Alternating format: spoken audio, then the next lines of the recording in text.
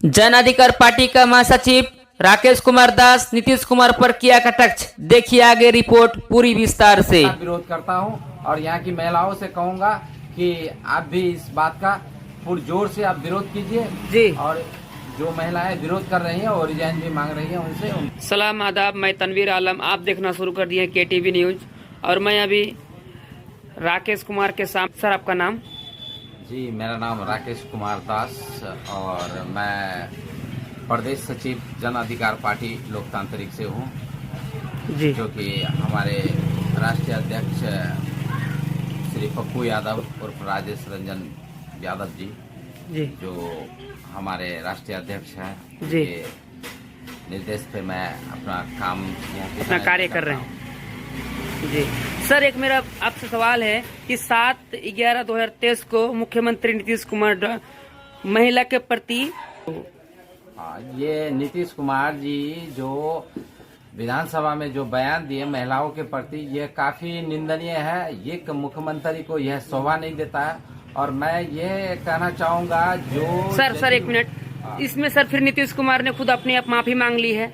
देखिए माफी तो उनको मांगना ही है। देखिए आप किसी का अब शब्दों से आप किसी का बोलिए बलात्कार कर दीजिएगा उसके बाद आप माफी मांगिएगा जी जी, तो ये माफी योग्य नहीं है जी। उनको स्वतः चाहिए कि भैया अपने पार्टी से और अपने पद से जो है उनको रिजाइनेशन दे देना चाहिए जी, क्योंकि अब उनका दिमाग हमको लगता है कि काम नहीं करता है जी। अब आप पूरे राज्य को चलाते हैं, बिहार राज्य का मुख्यमंत्री होकर के आपके मुंह से इतना अपशब्द, ऐसा नहीं है कि बच्चा भी समझ जाएगा कि आप बोलना क्या चाहते हैं जी। फिर महिलाओं के प्रति आप जो है इतना भद्दा शब्द, इतना मतलब घिनौना शब्द का जो इस्तेमाल किए हैं ये बिल्कुल निंदनीय है और बहुत ही शर्मनाक बात है। और हमारी यहाँ की महिला जो है एक महिला जो है इस बात का विरोध करती है जी। और उनसे जो है रिजाइनेशन का, उनसे जो है त्याग पत्र का मांग करती है जी। अब बिहार में आपका सरकार ना आगे चलेगा और ना आप राज्य को चलाने लायक रहे जी, क्योंकि आप दो महिला के बारे में इस तरह से बोले। आप भी किसी का बेटा है, किसी का भाई है, आप भी किसी का पति है, आपको यह सब चीज शोभा नहीं देता है। इस तरह से आपको नहीं बोलना चाहिए और मैं उनके पार्टी के जितने भी विधायक हैं और वो जो पीछे बैठ करके ठाका मार रहे थे उन लोगों को शर्म आना चाहिए कि भाई हमारे मुख्यमंत्री जी जो इस तरह पास में तेजस्वी साहब भी बैठे हुए थे, पास में तेजस्वी साहब भी बैठे हुए और महागठबंधन का सरकार है, और महागठबंधन का सरकार भी है, आप पूरी तरह से जानते हैं। और सरकार में रहने के बाद कुछ महिला भी वहाँ बैठी हुई थी, उन्हीं का जब पार्टी के महिलाएं भी बैठे हुए थे।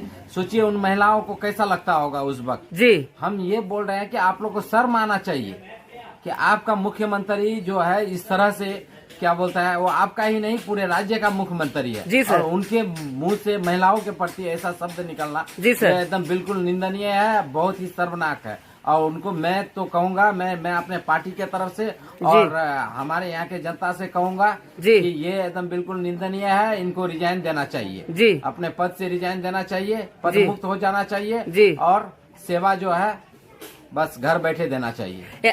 यानी आपका साफ साफ यही कहना है कि नीतीश कुमार जो माननीय मुख्यमंत्री है उनको पद से इस्तीफा दे देना चाहिए, इस्तीफा दे देना चाहिए। और वो जो बोल रहे हैं कि मैं प्रधानमंत्री बनूंगा जी, आप प्रधानमंत्री बनने के बाद करेंगे क्या साहब जी? आप मुख्यमंत्री के पद में रह करके इस तरह से घटिया बयान दे रहे हैं जी, और ये तो एकदम बिल्कुल निंदनीय वाला बात है, एकदम बहुत ही शर्मनाक बात है जी। मैं इसका कड़ा विरोध करता हूँ और यहाँ की महिलाओं से कहूँगा कि आप भी इस बात का पुरजोर से आप विरोध कीजिए जी। और जो महिलाएं विरोध कर रही हैं और रिजाइन भी मांग रही हैं उनसे उनको रिजाइनेशन दे देना चाहिए जी। बस सर आपका नाम बता दीजिए एक बार। मेरा नाम राकेश कुमार दास। सर आप तो जन अधिकार पार्टी से महासचिव हैं सर, लेकिन आप भी तो आवाज उठा सकते हैं क्योंकि जी जी जी जी जी जी। मैं ये कुरेली से लेकर सिंगीमारी टोटल 17 से 18 किलोमीटर का जी डिस्टेंस है जी। ये रोड का स्थिति बद से बदतर हालत में है बहुत, यहाँ तक कि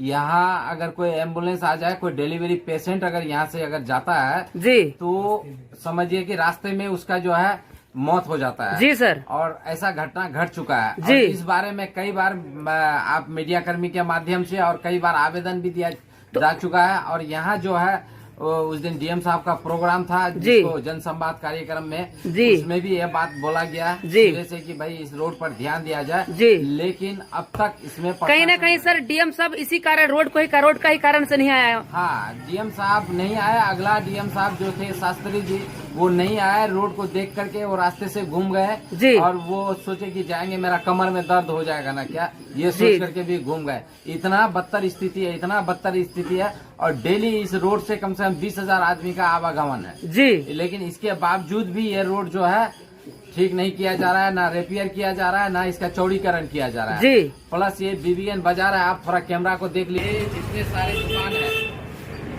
आप घुमाइए। लेकर के है कि देखिए यहाँ हाई स्कूल की जमीन है जी। हाई स्कूल की जमीन में भी अतिक्रमण करके लोग अपना दुकान बना करके दूसरे को भाड़ा दिया हुआ है। 40-50 हजार रुपया पगड़ी लेता है जी। लेकिन यहाँ बच्चों को, गरीब बच्चों को अगर तो आप सर सूचना किसी को दिए हैं सर इसके बारे में?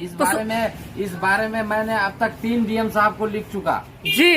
लिखने के बावजूद यहाँ से राज्यपाल को भी भेजा गया, लेकिन कोई सुनवाई अब तक नहीं किया गया। अभी तक कोई सुनवाई नहीं हुआ, सुनवाई नहीं किया। प्रशासन अपने कान में तेल दे करके बैठा हुआ है जी, और इसमें कोई सुनवाई नहीं। और उस दिन अगर नाप करने के लिए आया था सरकारी अमीन, तो जहाँ से सीमाना है वहाँ से नापना चाहिए, लेकिन कुछ लोगों के, व्यापारियों के इशारे पर जो है वह अमीन जो है अपना काम जो है ढंग से नहीं किया। पुनः जांच किया जाए और बढ़िया से नापा जाए, तो कितना आदमी का यहाँ दुकान टूटेगा इसका कोई ठिकाना नहीं है। यानी आपका साफ साफ यही कहना है कि बहुत आदमी ऐसा है कि सरकारी जमीन को जो है कुछ अपना कब्जे में रखे हैं, एकदम पूरा अपना कब्जा में करके आराम से अपना दुकान बना करके अपना धंधा चला रहे हैं जी। और लोगों को आवागमन में इतना तकलीफ हो रहा है जी, मत पूछिए। जब यहाँ जाम लगता है जी 2 बजे के टाइम में, 4 बजे के टाइम में जी, तो 1 घंटा 1.5 घंटा ना ही यहाँ ट्रैफिक पुलिस है ना कुछ है, और इसकी वजह से काफी परेशानी हो रहा है। मैं आग्रह करूंगा प्रशासन पदाधिकारियों से जी,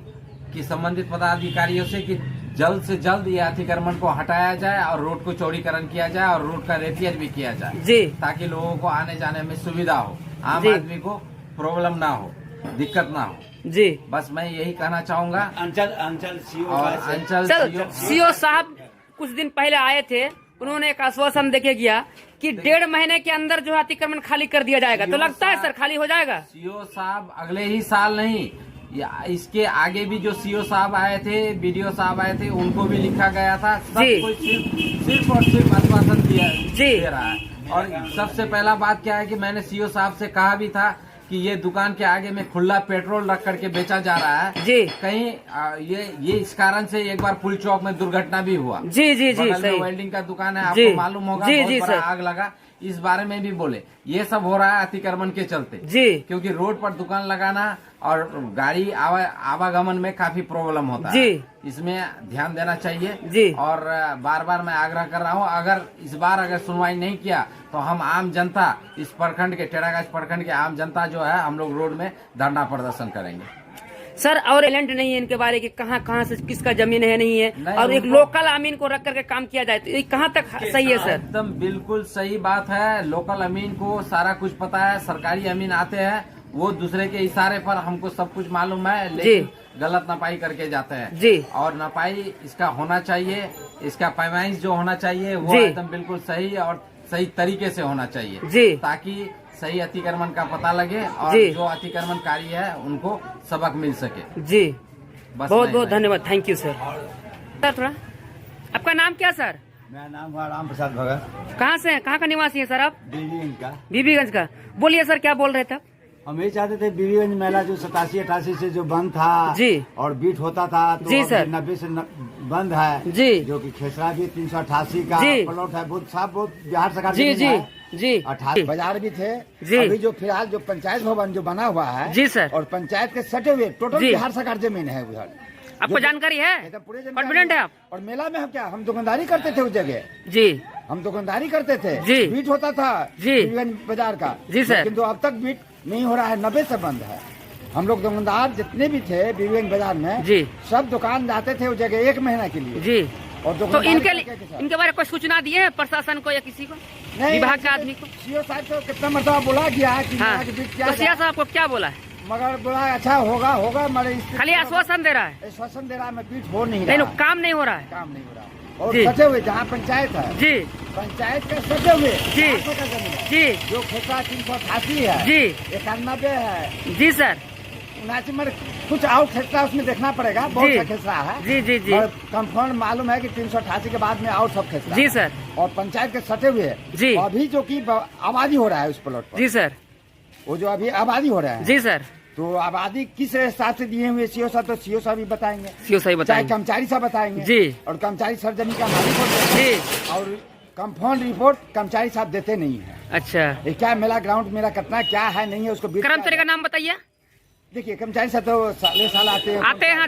ऐसा हम लोग कभी कभी बोल देते हैं जी। कर्मचारी साहब सब तो अभी का जो कर्मचारी फिलहाल अभी वर्तमान में है तो उसको उनको कुछ जानकारी इन्फॉर्मेशन नहीं, दिए हैं आप? कर्मचारी साहब तो पहले भी 5 साल पहले भी थे जी और फिर दोबारा आए हैं जी तो सोचना तो उनको तो मालूम होगा ही जी और अब तक क्या किए नहीं किए से ये पता नहीं अच्छा मेला ग्राउंड बीट होते थे जी और अभी भी जो है जमीन बहुत सारा खाली है जो कि जी। आबादी हो रहा है अभी जी आबादी हो रहा है जी और पंचायत भवन के सटे हुए हैं। जी सर हाँ पंचायत जहाँ बना है उससे सटे हुए आगे पीछे सब यहाँ से करना। जी जी जी सर आपका एक बार नाम बता दीजिए मेरा नाम हुआ राम प्रसाद भगत सर KTV न्यूज में बात करके आपको कैसा लगा सर वो अच्छा लगा थैंक यू सर बहुत बहुत धन्यवाद